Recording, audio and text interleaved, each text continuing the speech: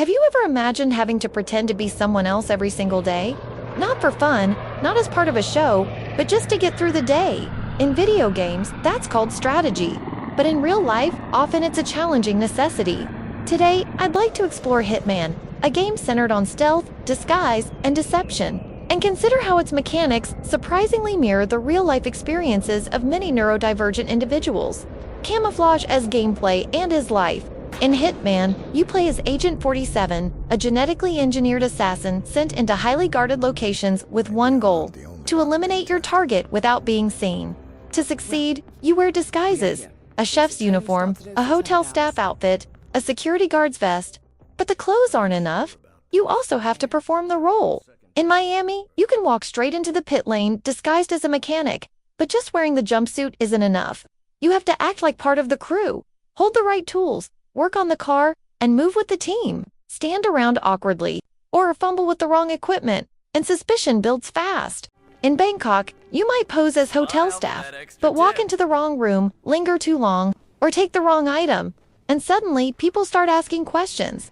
In Paris, blending in at a fashion show means more than just putting on a tuxedo. You need to act like a guest. Stand where guests stand, sip a drink, move with purpose. One misstep too close to security, too curious backstage, and suspicion sharpens immediately.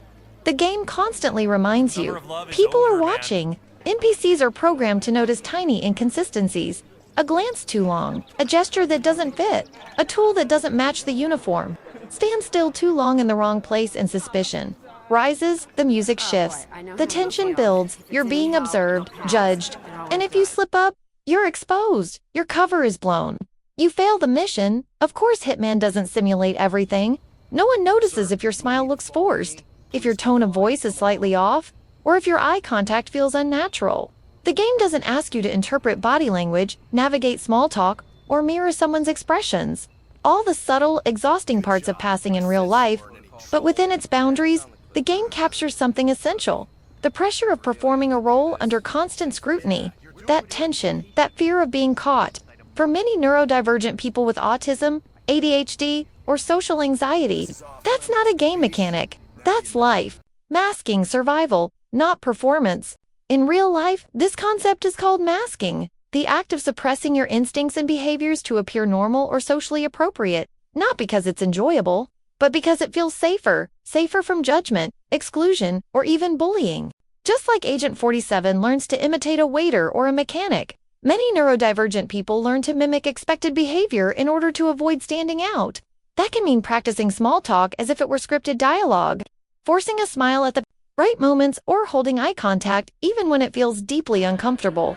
It can mean sitting perfectly still in a classroom when every part of your body wants to move, or constantly monitoring your tone, posture, and facial expression, so no one notices what's really going on inside. For some, masking becomes second nature, folding their hands to hide the urge to stim, or carefully copying the behavior of peers until others finally see them as normal. But that approval often comes at a cost, because it rewards the performance, not the person behind it. In Hitman, the goal is to blend in and avoid drawing attention, or you risk everything. That is exactly how masking can feel in everyday life. Survival, not performance. Always scanning, always adapting with context. In Hitman, you meticulously analyze your surroundings, memorizing patrol routes, looking for security cameras, tracking routines. Every step you take, every glance you cast, is tinted by the question, who might recognize me?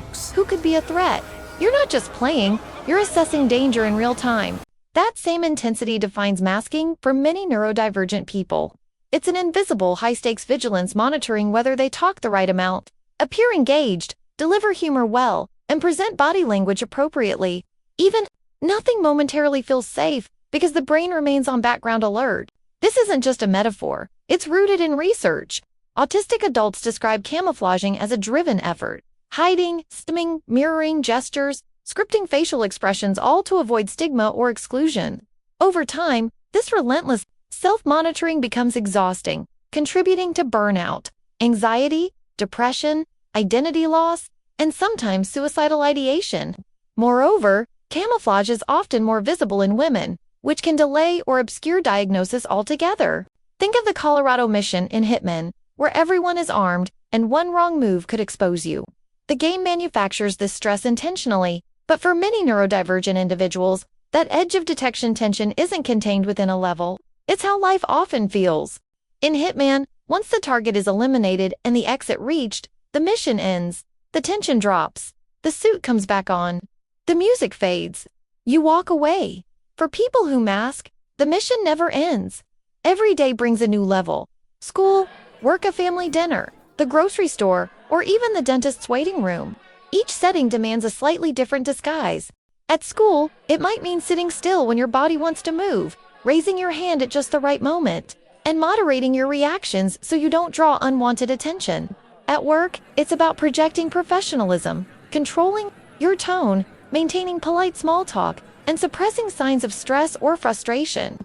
Among family or friends, it could mean laughing when a joke doesn't amuse you, avoiding certain topics, or masking your true emotions to prevent criticism. Even in public spaces, such as a crowded store or a waiting room, the strategy might be simply staying calm, making the right facial expressions, and keeping your body inconspicuous. The disguise then becomes armor, not to sneak in, but to stay safe, to avoid mockery, exclusion, misunderstanding, correction, or even punishment. Unlike a video game, there is no level end, no moment to put your mask away. The mission continues constantly, with the stakes always personal and real. What if the world didn't demand camouflage? In Hitman, Agent 47 must always wear a disguise to navigate the world safely. Every movement, every interaction, is measured against the expectations of others. Now, imagine if the world didn't work that way in real life.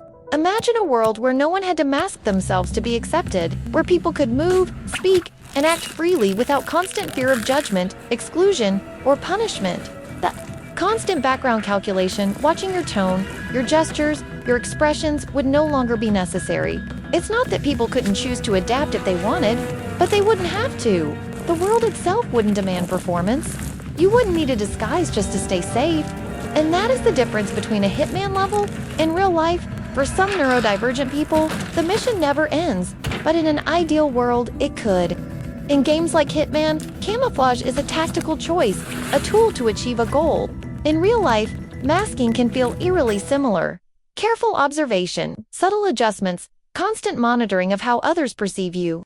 Unlike a game, there isn't a level end. The techniques modulating tone, controlling posture, and blending in become habitual, sometimes necessary for comfort or safety. Recognizing these strategies doesn't just reveal the effort behind them, it can also teach us about self-awareness, resilience, and the ways we navigate social spaces.